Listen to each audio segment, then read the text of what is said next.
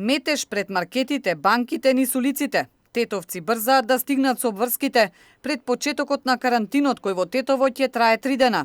Добро е велат што се донесе оваа мерка, иако е малку задоцнета. Ова би требало уште порано. Сија ги пушти за празда, за тоа ги пушти и сија луѓето никој не верува.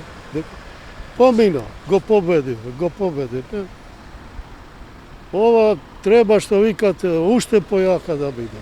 Ја мислим дека е задоцнета, али неопходна е. Мора да се интервенира, инаку состојбава е алармантна. Така да мора да се интервенира и мора да слушаме, макар да ни е тешко, не можеш на свеќа да запалиш, ама тоа е тоа. Па приоритет нека биде главното здравието на свите, па другото ќе се снајде. Помала раздвиженост имаше и на православните гробишта. Поради карантинот, некои се решиле сепак денеска да појдат и да им оддадат почит на покојните за задушница. Мора да се придржуваме према препораките на Комисијата за заразни болести. Немаше да правиме тука. Тоа е. Затоа решивте денеска да дојдете? Денеска да посетиме, да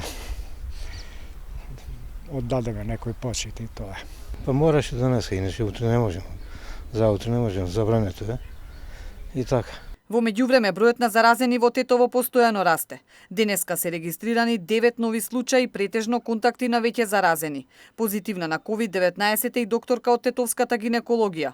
Од болницата велат дека дел од персоналот со кој била во контакт се во домашна изолација и тестирани, а одделот функционирал без проблеми.